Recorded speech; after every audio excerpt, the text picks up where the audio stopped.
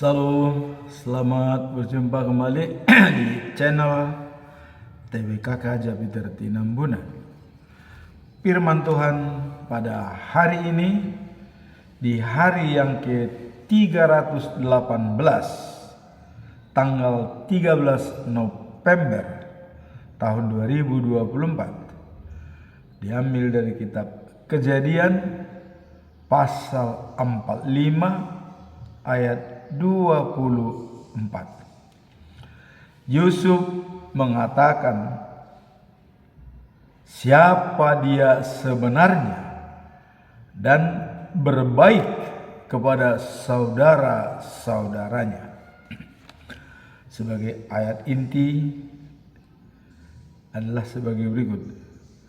Kemudian ia melepas saudara-saudaranya serta berkata kepada mereka, janganlah berbantah-bantah di jalan. Itulah ayat hari ini. Kemudian bacaan pagi diambil dari Ester pasal 3 ayat 8 sampai dengan 15. Haman menghadap Raja Ahasiweros dan mengatakan, bangsa Yahudi, bangsa yang aneh, tidak patuh hukum, harus dibinasakan dari Persia. Itulah bacaan pagi. Kemudian bacaan malam diambil dari kitab Mazmur pasal 136 ayat 11 sampai dengan 15. Nyanyian syukur Daud, kasih setianya kekal abadi. Itulah bacaan firman Tuhan dalam 3 perikop pada hari ini. Sebelum kita masuk dalam perikop hari ini, kita lebih dulu melihat kembali bahwa pedoman pada bulan November tahun 2024 adalah topik mengasihi dengan kasih Kristus. Jadi topik mengasihi dengan kasih Kristus dijabarkan dalam Yohanes pasal 13 ayat 35. Dengan demikian semua orang akan tahu bahwa kamu adalah murid-muridku, yaitu jikalau kamu saling mengasihi. Jadi tetap dalam hal ini adalah syarat menjadi murid daripada Yesus Kristus adalah apabila kita saling mengasihi. Baik kasih secara vertikal kepada Tuhan dan juga kasih secara horizontal kepada sesama manusia. Karena kasih dapat menutupi dosa. Itulah maka mengasihi sama dengan kasih Kristus.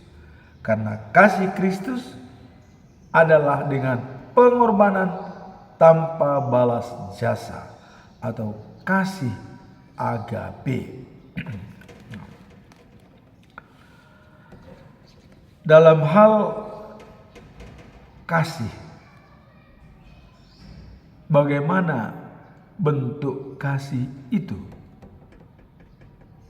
Tuhan Yesus mengatakan pada waktu ditanya oleh guru-guru agama dan Saduki. Pertanyaan mereka kepada Yesus adalah, mana hukum yang paling penting dari 10 hukum Taurat itu? Pertanyaan ini adalah untuk menjebak Yesus. Apakah dia menjawab pati yang nomor 1? Apakah dia menjawab pati yang nomor 9? Atau sebaliknya yang 4? Ini pertanyaan yang sangat jeli daripada guru-guru agama. Tapi Yesus dengan tenang menjawab. Jawab Yesus. Pati yang pertama, hukum yang pertama dan yang utama adalah cintailah Tuhan Allahmu dari segenap jiwamu, dari segenap hatimu, dari segenap jiwamu, dari segenap akal budimu, dan dari segenap kekuatanmu. Jadi di sini ada 4 unsur ya.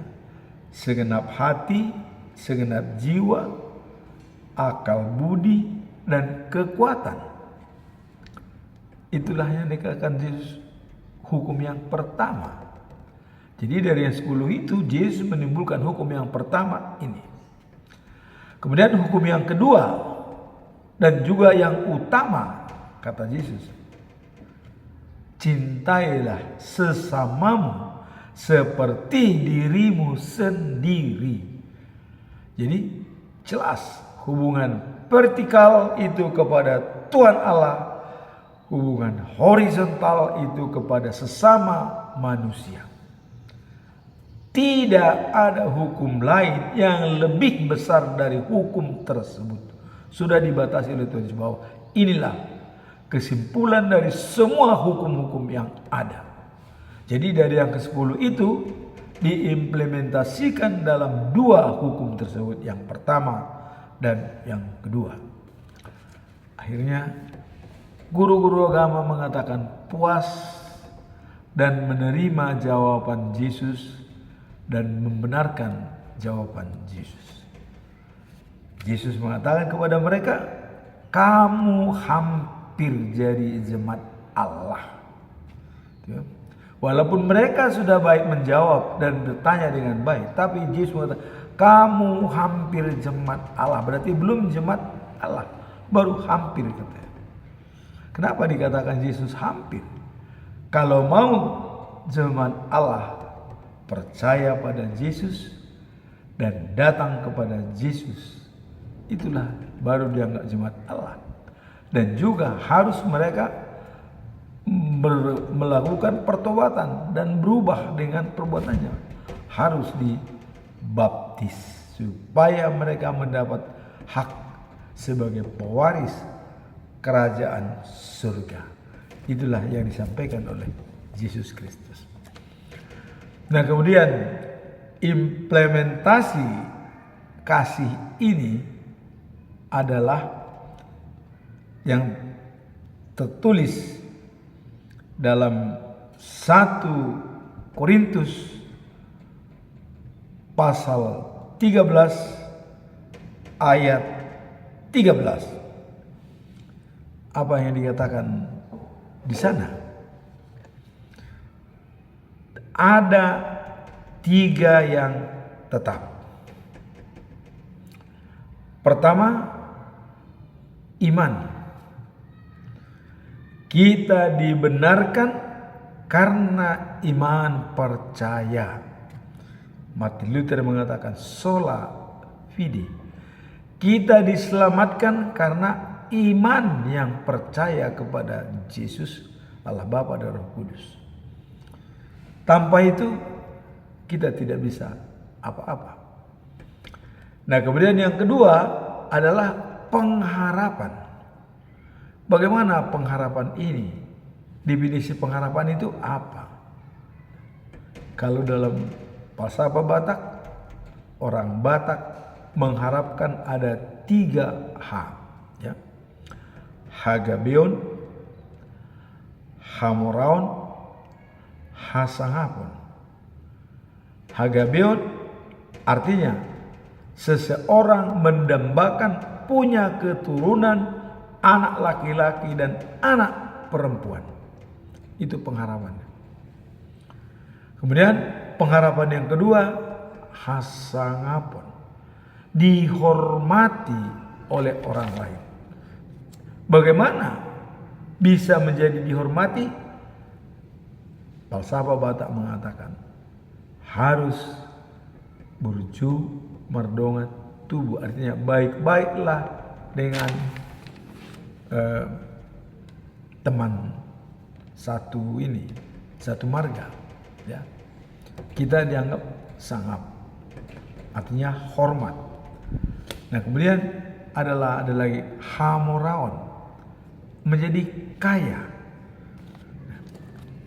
Kekayaan di dalam keluarga besar itu dijabarkan kepada anak kita perempuan. Maka kalau kita mau kaya, baik-baiklah kepada anak perempuan, karena mereka adalah tiang daripada rumah kita dan juga pekerja di dalam keluarga perempuan, ya. Nah, jadi sekarang kita masuk di dalam yang nomor 3 yang tetap tersebut tadi, iman, pengharapan, dan terakhir kasih. Tapi dikatakan di dalam tulisan, ya, 1 Korintus, tulisan daripada Paulus kepada jemaat Korintus, adalah kasih yang lebih besar dari iman dan pengharapan.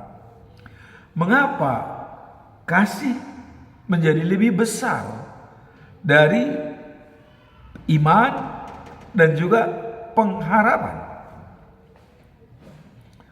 Secara logik bisa diterima pikiran, dan juga secara spiritual juga nanti bisa kita lihat bahwa kasih itu lebih besar. Secara logika berpikir kita bahwa kasih itu ada di dunia dan juga ada di akhirat, ya. Harus saling mengasihi dunia dan akhirat. Kalau iman percaya, tidak ada lagi di akhirat. Itu hanya di dunia, di tiki parasian. Pada saat kita berada di dunia ini, kita punya iman percaya. Setelah kita meninggal, tidak ada lagi iman. Sudah selesai. Tugas kita sudah selesai, karena hanya di dunia ini kita memanfaatkan iman. Selama kita masih hidup, begitu kita sudah mengembuskan napas terakhir, iman berakhir. Tinggal penghakiman dan kasih yang akan menanti kita di surga. Apakah kita dikasihi oleh Tuhan atau diberi kompensasi, itu adalah hak prerogatif daripada Tuhan. Nah, kemudian kenapa dikatakan itu tadi lebih besar? Bahwa, ya, di dalam 1 Petrus pasal 4 ayat 8 itu dikatakan sebagai berikut. Tetapi yang terutama, kasihilah sungguh-sungguh seorang akan yang lain, sebab kasih menutupi banyak sekali dosa. Ini yang paling enak. Jadi kasih itu menutupi banyak sekali dosa. Maka kita diminta untuk melayani sesama sesuai dengan karunia dari Allah. Itu. Nah, kemudian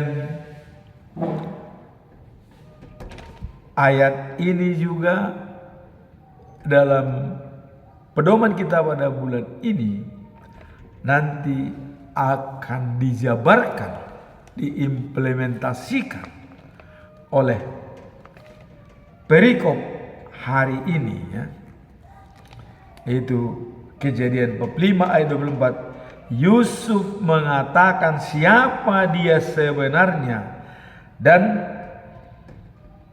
berbaik kepada saudara-saudaranya. Jadi apa makna daripada perikop ini? Nah, kalau tadi dalam pedoman kita adalah saling mengasihi, ya, sesuai dengan Kristus. Nah, perikop ini mengatakan bahwa Yusuf mengatakan siapa dia sebenarnya dan berbaik kepada saudara-saudaranya. Ayat ini, ya, mencerminkan tentang pertemuan emosional antara Yusuf dan, ya, saudara-saudaranya, ya, yang mengajarkan pentingnya pengampunan dan persatuan dalam keluarga setelah memiliki kasih. Kita tahu latar belakang Yusuf siapa. Yusuf, ya, pertama-tama di dalam keluarganya dia dikucilkan oleh saudara-saudaranya, ya, yang 11. Kenapa dia dikucilkan? Karena dia termasuk kesayangan daripada orang tua Yusuf, ya. Nah, sehingga pada suatu saat dia dimasukkan ke dalam sumur, ya. Nah, sumur itu sumur kering. Tapi pada saat itu ada orang Midian yang hendak pergi ke Mesir, ya, ada orang, sehingga dijuallah dia kepada orang tersebut, sehingga dibawa ke Mesir. Yusuf dijual, ya, kepada orang Mesir. Sehingga terjadilah perpisahan antara saudaranya, itu Ruben, Simon, Levi, Juda dan lain-lain, dan Yusuf dibawa ke Mesir. Terjadi perpisahan. Nah, pendek cerita, Yusuf berhasil di Mesir untuk meyakinkan Raja Firaun, ya. Dia dipercaya menjadi nomor 2 di Mesir. Dan kebetulan di cerita ini, ya, pada saat Mesir dalam berlimpah makanan, dan di tempat lain semua kelaparan, tidak ada makanan, termasuk keluarganya Yakub, ya, dengan anak-anaknya di Kanan. Nah, akhirnya mereka meminta makanan ke Mesir. Kebetulan bertemu dengan adik mereka Yusuf, ya. Nah, kalau Yusuf ini adalah anak daripada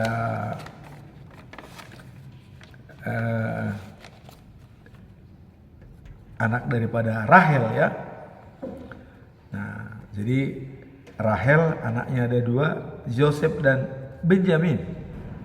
Nah, jadi yang lainnya, Lea itu punya anak Ruben, Simon, Levi, Juda. Kemudian gundiknya, ya, Bilha, yaitu pembantu daripada Lea, juga punya anak 3 orang, ya. Isasar, Zebulon, dan ya. Nah, kemudian istri kedua, ya, Rahel, ya, dia punya anak Joseph dan Benjamin. Nah, kemudian Jilpa gundik daripada Yakub, yaitu dari Rahel, dia punya anak 3 orang, yaitu Naftali, Gad, dan Aser. Nah, anak-anaknya ini, jadi Yusuf mereka tidak senang, maka dijuallah dia ke Mesir. Itulah ceritanya. Nah, kemudian setelah dia berhasil di Mesir, menjadi nomor 2 di Mesir dan punya makanan, datanglah anak-anaknya ini, anak-anak yang lain, untuk meminta makanan ke Mesir. Seolah-olah Yusuf tidak kenal mereka. Pertama, minta makanan dibawa dan belum disebutkan namanya siapa. Tapi tolong bawa namanya Benjamin. Jadi pada waktu pertama kali mereka tidak bawa Benjamin untuk meminta makanan, tapi Yusuf mengatakan harus bawa Benjamin. Kan dia sudah tahu. Kok mereka ini juga tanya kenapa dia tahu nama Benjamin, tapi mereka belum tahu kalau itu adalah Yusuf. Ya. Mereka pulang membawa makanan dan diberitahu kepada bapaknya Yakub, kami harus bawa Benjamin. Wah, bapaknya sedih, jangan. Kalau nanti dibawa Benjamin, kalau ada apa-apa, ya, karena dia satu-satunya anak daripada Rahel, ya, Benjamin. Joseph sudah dianggap hilang. Wah, mereka tidak, tapi katanya harus dibawa. Nah, sehingga itu dibawa. Pada tahap kedua, disinilah terjadi kasih sayang yang benar-benar sempurna dari Yusuf. Ya.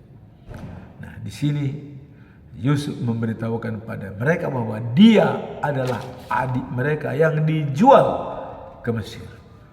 Mereka semua sangat heran dan mereka sangat mengampuni dan juga merangkulan. Nah, maka dalam ayat hari ini, ya, dikatakan bahwa Yusuf mengatakan, ya, siapa dia sebenarnya dan berbaik kepada saudara-saudara, ya, yang datang kepada mereka. Maka dalam ayat hari ini dikatakan bahwa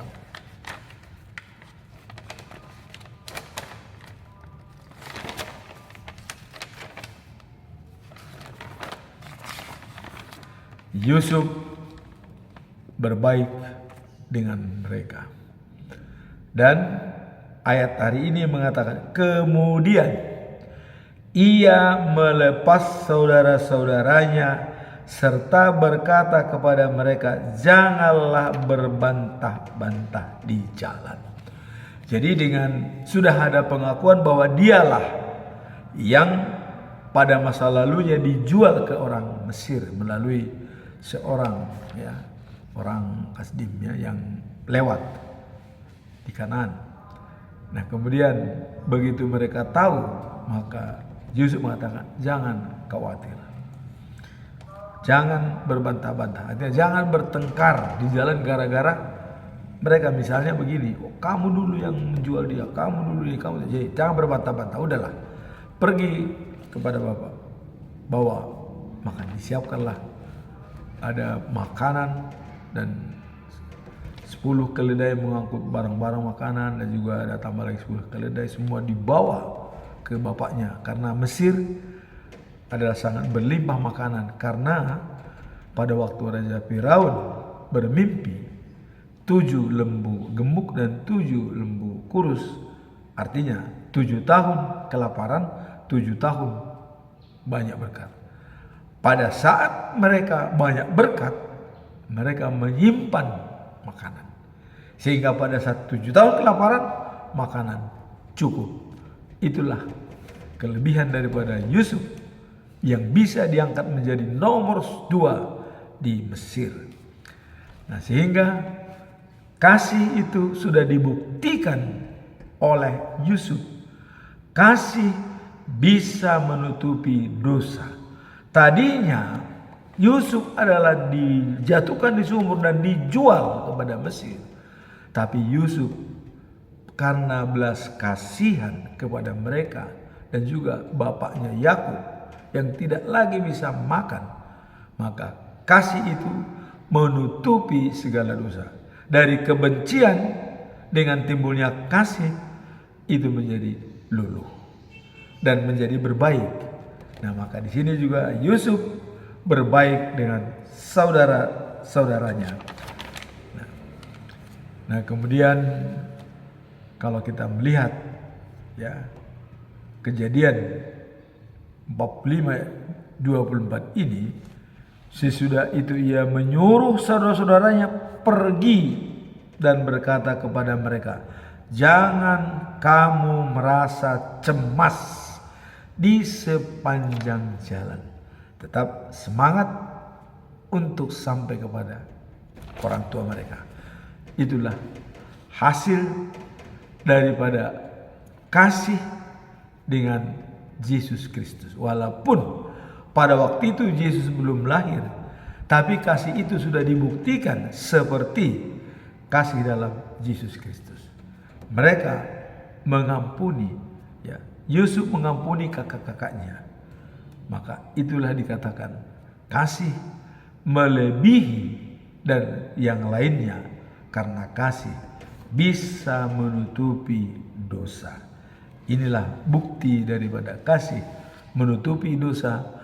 Perlakuan Yusuf yang tadinya konflik dengan saudara-saudaranya, tapi itu dilupakan dan dia berbaik kembali dengan saudara-saudaranya.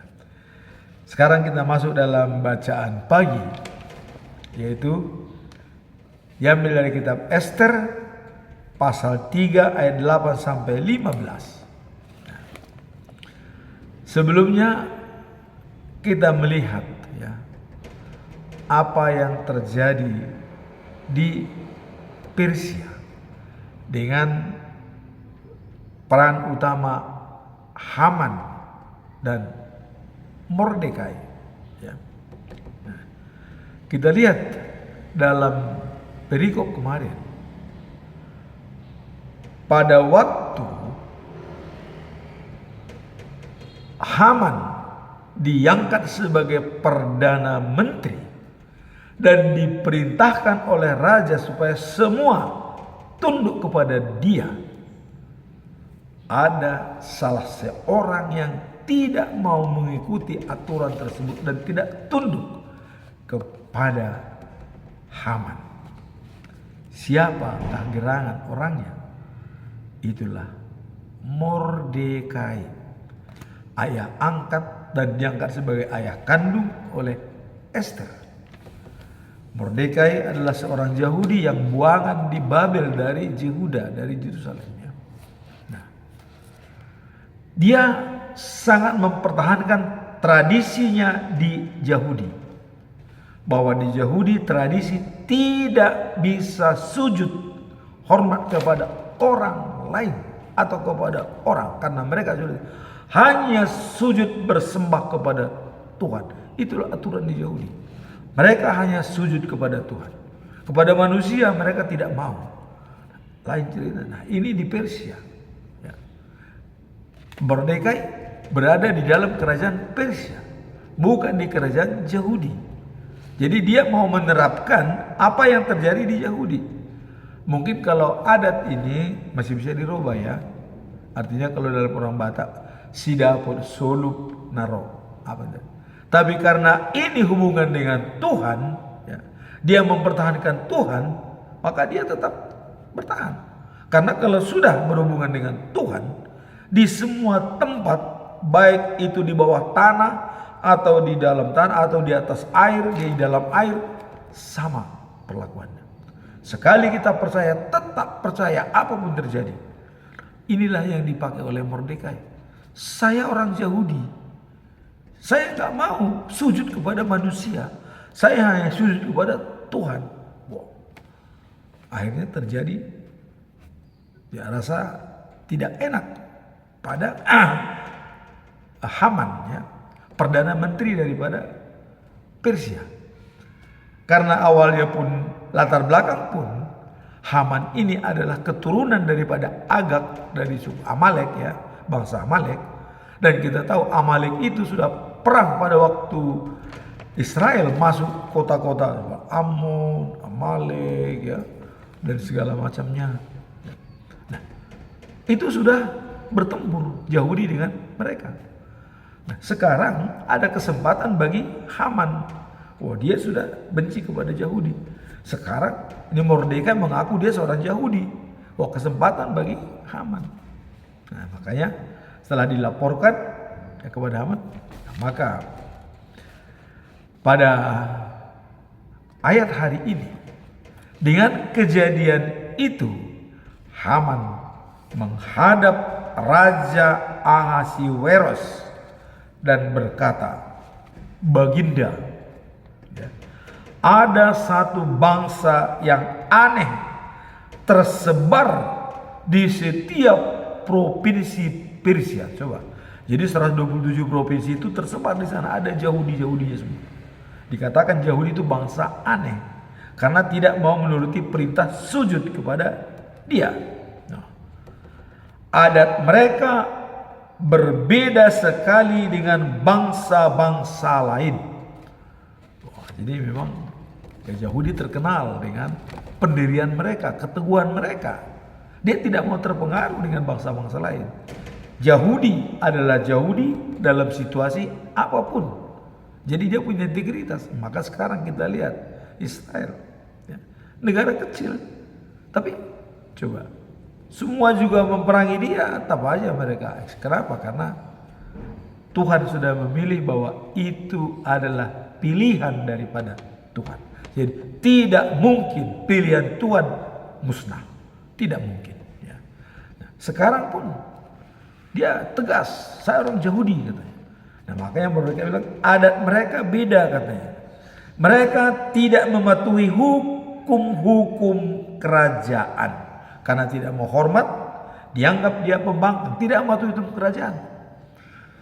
Nah, jadi sebaiknya, ya, Baginda jangan membiarkan mereka berbuat sesuka hati. Jangan membuat, artinya kalau dia tidak hormat kepada pemimpin, jangan, harus hormat. Itu kira-kira. Jadi, tapi dalam hal ini bukannya diperbaiki, ya, caranya Mordekai untuk sujud, langsung mau dibinasakan. Semua orang Yahudi harus hilang dari kerajaan Persia. Itu. Nah, kemudian Haman memohon izin. Kalau Baginda tidak keberatan, ini mulai dibujuklah raja. Keluarkan surat perintah membinasakan mereka dan anak-anaknya. Itu usul hamba. Nah, kemudian di samping usul itu, dia juga mau suap raja. Dia mau menyuap. Apa dikatakan? Ya. Hamba pasti akan dapat memasukkan, ya, dari hamba 340 kilogram perak, ya, dan kasih ke Baginda, dimasukkan dalam kas Baginda, kas kerajaan. Wah, jadi ya raja tergiur kan, 340.000 kilo perak, ya, dan dimasukkan pada kas Baginda. Nah, mendengar itu raja mencabut dari jarinya cincin yang dipakainya. Jadi di sana biasa untuk stempel itu pakai cincin, ya. Jadi di stempel itu sah, ya, itu sah. Stempel raja. Stempel raja itu adalah dari cincin, cincinnya. Nah, jadi mendengar itu cincin yang dipakainya untuk mencap, ya, semua pengumuman resmi, ya, diberikan kepada Haman. Wah, udah jadi, ya. Jadi cincin yang mencap pengumuman itu diberikan kepada Haman. Terserah kau lah, lakukan apa maumu, kira-kira begitu, ya. Kalau sudah dikasihkan cincin itu, apapun ditulis itu sudah sah. Itu stempel raja. Nah, kemudian kata raja. Nah, bangsa itu dan juga uangnya, ya, kuserahkan kepadamu. Berbuatlah apa yang kau pandang baik terhadap mereka. Wow. Jadi semua uangnya orang Yahudi, hartanya, apapun dimilikinya, itu terserah kau kepada Haman. Karena Haman tadi sudah menyuap raja 340.000 perak. Maka harta orang Yahudi itu ambil, silakan ambil. Begitu kau bunuh mereka, ambil hartanya dan kau kuasai. Itu kira-kira. Nah, kemudian pada tanggal 13 Januari, itu bulan Nisan, ya, Haman memanggil sekretaris raja. Tanggal 13 Januari dipanggil sekretaris raja. Kemudian mereka disuruhnya menulis surat sesuai dengan segala yang diperintahkannya. Jadi apa yang diperintahkan Haman itu ditulis sama sekretaris, ya, untuk dikirim surat tersebut. Nah, lalu surat itu diterjemahkan ke dalam semua bahasa di dalam 27 provinsi dan disalin dalam semua tulisan yang dipakai di kerajaan itu. Nah, jadi sudah dibuatkan. Ya, kalau bahasanya lain-lain semua dari 120 provinsi dibuat sesuai keinginan masing-masing. Nah, surat itu ditulis atas nama Raja Ahasiweros dan dicap dengan cincinnya. Jadi cincin tadi untuk mencap surat itu tandanya dari raja. Lalu dikirimkan dengan cepat kepada para penguasa, gubernur-gubernur dan pembesar di semua provinsi ialah perintah bahwa pada tanggal 13 bulan Adar seluruh bangsa Yahudi, baik tua maupun muda, baik wanita maupun anak-anak, harus dibunuh tanpa ampun dan harta mereka disita. Jadi 11 bulan kemudian, ya, tadi tanggal 13 Januari pengumuman itu diumumkan. Dan dikatakan tanggal 13 Desember atau bulan Adar, bangsa Yahudi harus punah, harus dibunuh semua. Bukan main kejamnya, ya. Tidak ada ampun. Dan untuk menentukan tanggal 13 bulan Adar itu diundi. Maka di sana ada istilah Purin. Purin itu artinya membuat undian. Jadi diundi, maka ketemu tanggal 13 bulan Adar atau Desember, disitulah bangsa Yahudi akan dimusnahkan. Baik tua, muda, besar, kecil, wanita dan anak-anak. Tidak ada yang tinggal. Semua dibunuh oleh Haman. Itulah perintah daripada Raja Ahasiweros. Haman sangat gembira. Nah, kemudian para pesuruh cepat berangkat mengantarkan surat-surat itu ke semua provinsi, yang 127 provinsi itu, ya. Nah, kemudian para pesuruh raja, perintah itu diumumkan juga di Susan, di ibu kota. Jadi itu diumumkan juga di Susan sebagai ibu kota Persia, ya. Nah, setelah itu, udah merasa tenang, ya. Akhirnya raja dan Haman mereka tuh santai, duduk-duduk sambil minum anggur. Nah, Dan mereka duduk-duduk minum anggur, tetapi kota Susan mulai gempar. Karena orang Yahudi ketakutan, khawatir ini terjadi pembunuhan. Dan ini pembangunan massal dan resmi stempel raja. Pokoknya tidak ada harapan untuk hidup. Resmi stempel raja.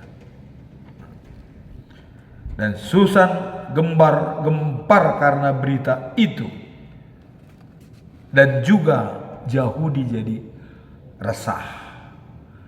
Nah, dengan keresahan Yahudi, apakah Tuhan melihat semua itu? Mari kita lihat besok episode selanjutnya. Apa kiranya terjadi setelah ada surat ini untuk membumi hanguskan, membinasakan bangsa Yahudi pada tanggal 13 Desember. Ini pemerintahan Raja Ahasuerus setelah 12 tahun, tahun ke-12 pemerintahan Raja Ahasuerus ya. Untuk melihat lanjutan daripada cerita ini, kita tunggu untuk besok lanjutan daripada perikop ini. Sekarang kita masuk dalam bacaan malam ya, itu Mazmur 136 ayat 11 sampai dengan 15. Nyanyian syukur Daud. Jadi semua kata-kata nyanyian Daud diakhiri dengan kasihnya kekal abadi. Jadi apapun yang dilakukan Allah itu adalah mewujudkan kasihnya kekal dan abadi. Sekarang mari kita lihat dalam ayat 11 sampai 15 ya. Israel dibawa keluar dari Mesir, kasihnya kekal abadi. Jadi itu mewujudkan kasih daripada Tuhan Allah, kasihnya kekal abadi. Nah kemudian ya, rintangan kuat dan perkasa. Jadi tangannya kuat dan perkasa. Jadi bahwa Tuhan itu sangat kuat tangannya dan perkasa. Itu karena kasihnya kekal dan abadi. Nah, kemudian laut gelagah atau laut merah itu terbelah, artinya kering, ada jalan. Itu juga katanya kasihnya kekal abadi. Nah kemudian Israel ya, umatnya dibawa ke seberang, menyeberangi, kasihnya kekal abadi. Terakhir ya. Tetapi Raja Mesir dan tentaranya ia tenggelamkan, kasihnya kekal abadi. Jadi kalau sudah rencana Allah, tidak peduli siapapun itu korban, apakah bangsa Israel, apakah musuh, itu tetap mewujudkan kasihnya kekal abadi. Jadi semua apa yang dijalankan oleh Tuhan kepada manusia itu adalah perwujudan kasihnya kekal abadi. Jadi kalaupun kita menderita dalam dunia ya, dan tidak mampu lagi mengatasinya, kalau kita berbaik kepada Tuhan, kasihnya kekal dan abadi. Itulah pegangan kita dari perikop ini. Jadi semua ini diakhiri dengan kasihnya kekal abadi. Inilah perikop hari ini dan doa syukur Daud kepada Tuhan, bahwa apapun dilakukan oleh Tuhan itu mewujudkan kasihnya kekal abadi. Jadi kalau kemarin dikatakan bahwa kita harus hormat kepada Tuhan karena kasihnya kekal abadi. Nah kemudian dikatakan lagi adalah Tuhan yang Maha Esa ya, kasihnya kekal abadi. Dan Tuhan yang maha tinggi, kasihnya kekal abadi. Jadi setiap kita membicarakan Tuhan, itu harus kita nyatakan kasihnya kekal abadi. Bagaimana bukti daripada kasihnya kekal dan abadi? Tuhan Allah menjanjikan perjamuan pesta di kota Sion atau the News of Jerusalem. Bagaimana perjamuan pesta tersebut? Tuhan menyediakan anggur yang berkualitas, daging-daging yang berlemak disiapkan untuk kita perjamuan pesta. Itu adalah karena kasihnya kekal abadi. Jadi hanya bagi orang yang punya pengharapan kasihnya kekal abadi dan kita menjadi hidup kekal dan abadi, itulah yang mendapatkan perjamuan pesta tersebut. Sekarang, apa yang harus kita jalankan dalam hidup ini? Kita harus selalu mengatakan, apapun yang dilakukan Tuhan kepada kita, kita harus mengatakan kasihnya kekal dan abadi. Amin. Tuhan memberkati kita.